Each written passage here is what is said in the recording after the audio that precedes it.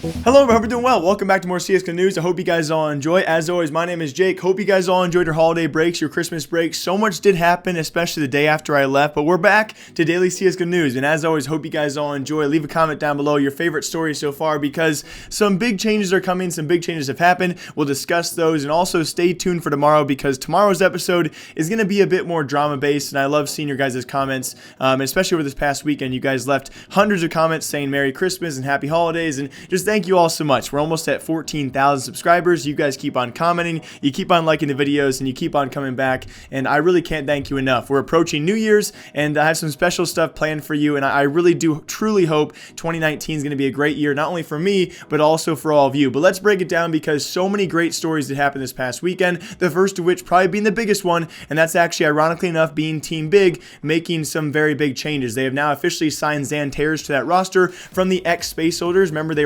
are now currently unsigned, and I do have to say, in my own personal opinion, my first thought was this is a dagger to the Ex6TenZ holders roster, who has done just about nothing after being released from those contracts. People thought, okay, they're going to be signed for sure, they'll finally be paid the wages they deserve, and they have yet to be signed by any other organization out there. Dare I say that they are actually worse off now than they were being underpaid with the Space Soldiers organization, where they saw at least some success. They got major stickers and beyond that as well. So it will be Xantares joining the big roster as of right now in place of Nex. If you guys do not know, he's been suffering from wrist injuries. He'll be trying to recover from those. But also, very curiously, guys, according to Tabson, Nex is still on this roster, and when he actually heals up, they do plan on using him as a six-man. Now, of course, the big question now is a new meta for CSGO slowly starting? Will we see teams like Astralis sign another heavy hitter? Imagine Astralis with a six-man who's somehow at the firepower they currently already have. It makes you think the unimaginable what that roster could possibly do, and it could be a new meta coming to CSGO, as we have maybe a six-man, maybe a seventh-man,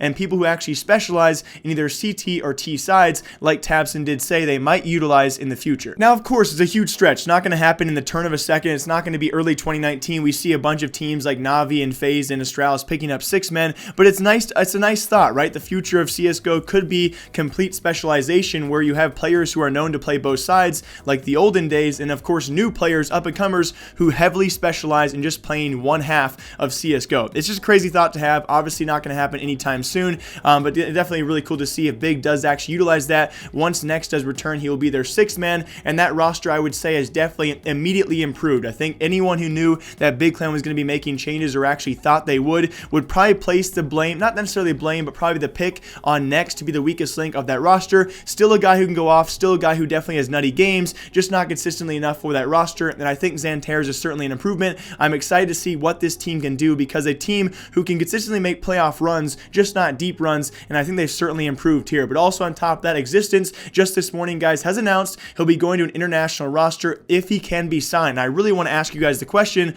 who would take a risk on Existence? Predominantly, of course, over his past, guys, ever since Very Games and Titan and G2 and LDLC, and then back to G2, he has never played on a non-French team throughout his entire Counter-Strike Global Offensive career. And so the question does, of course, rise, who will take the risk on this guy if he does go international, which he did take the twit longer to presume he will be going EU or North America. Of course, he'll stay in the French scene if possible, but he is currently searching for offers. And again, there's many people out there speculating that, you know, every team he leaves is going to get worse, or get better, that is. And I don't necessarily agree with that notion. I mean, yes, you look at currently G2, what they did after his immediate, of course, release from that roster, they placed very high. I think they placed second at PLG Grand Slam. They also qualified for WESG out of France over Vitality, but those are not huge accomplishments. Vitality and G2, that wasn't a shocking series. In my opinion, that series could have gone either way with how these rosters had developed, and both rosters being relatively new in the French scene. And PLG Grand Slam, besides Fnatic, the team they lost to, was not full of heavy-hitting talent. So to place a top two there, I would say with Existence, was still very possible. So I would not say G2 is immediately better off without Existence, and he was certainly not the weak link statistically on that roster. I think we can agree there were other players who could have been replaced besides him, especially him holding the IGL role. And so I do think this guy will have offers, but you have to take into consideration this guy has not played outside the French scene in 6 years. So will a team take a risk on him? What will his salary be? Those are questions we certainly do not know, but Existence is now on the look for an international lineup. And some confirmations out there that did happen just a few days after I took my break. You guys know whenever I go out of town, it's somehow very ironic. Whenever I leave YouTube, some big things happen, but it was only confirmations, right? Virtus Pro now confirming their roster. It'll be Bialy and Snacks to return, the part of the Olden squad there, alongside Snatchy and Mihu, the young guns, and of course Tao from Team AGO will actually comprise that roster for early 2019. Remember though, these guys have to qualify for everything now. I'm sure with a brand new roster they'll get invites to a couple of tournaments out there, but to all the leagues, being Pro League and ECS, they will have to try and requalify as well with the minor system for the major, which they did miss this first major. They will not be at Katowice for the first time ever. Katowice, Poland 2019 in February. We will have no Polish team and no Polish players and no Virtus Pro. So again, they got to requalify for everything. I do want to say though, the roster does look pretty decent. What Bialy did away from the team, Snacks maybe not so much. We know Mihu and Snackshi are actually pretty solid players. I think Tao is pretty much an oddball, a mystery player, but many people see a lot of course talent in that player. So a good roster for Virtus Pro to start 2019. We'll see how they do. My hopes are not going to start out high because I don't want to be let down yet again. On top of that, guys, of course, Liquid alongside Adren as their coach. I'm very excited to see what this roster can do. This roster on paper looks amazing, especially with Adren as coach. I'm excited to see what he can do. It looks amazing on paper, but of course, they got to confirm their map pools, really solidify those roles, because those roles are certainly a big question mark for that roster. And then very lastly, guys, MiBR, of course, if we confirm Taco back to that 4-man core, and alongside them, Zeus in the coaching roles. Some big teams making big changes out there. And then very lastly, Complexity making arguably the biggest changes of any North American team so far,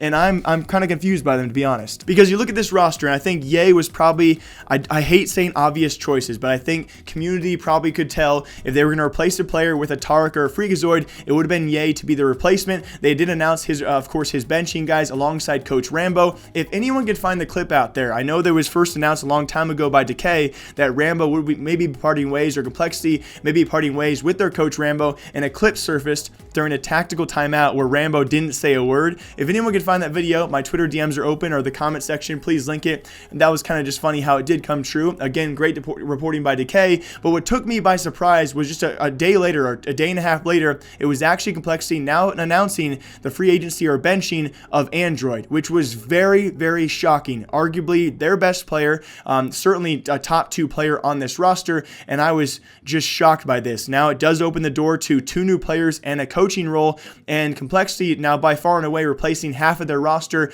just less than 2 months before the major is a pretty huge change in my opinion. I don't know who could replace them. Of course, plenty of free agents out there right now. We do have Freakazoid, we have Sam, we have maybe Scream going NA, we have Doc, we have, I know there's not the notable names you guys probably can think of, but there are so many people potentially could join these roles, and Complexity is now a wide open roster, guys, with plenty of changes to be made sometime soon. And also very lastly, just some funny news out there in CSGO. If you guys did not see, Winstrike has been killing the social media game. I will link the full video down below. My man Boomble, I know you guys call him Boom Bitch. I can't say that word too easily. It sounds bad. His name is Boomble. He's a god. If you guys do not know, he can actually sing so well. Winstrike released a Christmas video, and I promise you guys in the future, I talked to our production. We can actually try and do this sometime in the future. Give me 2 to 3 months. We'll have a studio where we can actually shoot videos just like this.